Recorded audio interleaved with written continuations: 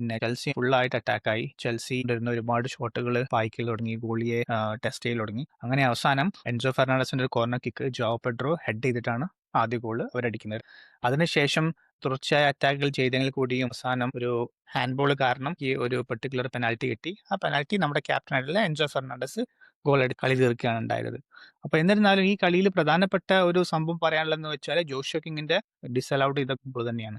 ആദ്യ പകുതിയിൽ ഫുൾഹാം നല്ല എനർജിയോട് കൂടിയും വീറോട് കൂടിയും കളിച്ച സമയത്ത് ഒരുപാട് ബുദ്ധിമുട്ടുകൾ ചെൽസിക്ക് ഫുൾഹാം കൊടുത്തിരുന്നു. നല്ല വീറും വാശിയായിരുന്നു ആദ്യത്തെ കളിയിൽ. സെക്കൻഡ് ഹാഫ് ആയപ്പോഴാണ് ഒന്ന് കുറഞ്ഞത്. അപ്പൊ ആ ഒരു കളിയിൽ ആ ഒരു കൗണ്ടർ അറ്റാക്കിൽ ഒരു ഗോള് ഫുൾഹാം അടിച്ചു. അപ്പൊ ആ ഗോള് അത് ക്യാൻസൽ ചെയ്യാനുണ്ടായത്. ചെൽസി ഇത്തവണ വളരെ സ്ട്രോങ് ആണ്. കഴിഞ്ഞ 3 കളിയിലും നല്ല അച്ചടക്കത്തോടെയും നല്ല സ്ട്രാറ്റജിയോട് കൂടിയാണ് കളിക്കുന്നത്. ഇത്തവണത്തെ ടീമും സ്ട്രോങ് ആയിട്ടുണ്ട്. പ്രത്യേകിച്ച് ജാവോ പെഡ്രോ എന്ന് പറഞ്ഞ പ്ലെയർ വന്നപ്പോൾ. EPL സീസൺ തുടങ്ങിയിട്ടേ ഉള്ളൂ. ഇനി ഒരുപാട് കളികളുണ്ട്.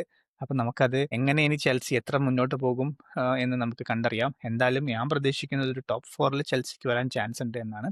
എന്തായാലും കാത്തിരുന്ന് കാണാം. അടുത്ത മാച്ച് വരുന്നവരെ ഇനിയും കാണാം. Bye bye. പിന്നെ ഒരു കാര്യം കൂടെ, സബ്സ്ക്രൈബ് ചെയ്യാൻ മറക്കരുത്. Bye, see U.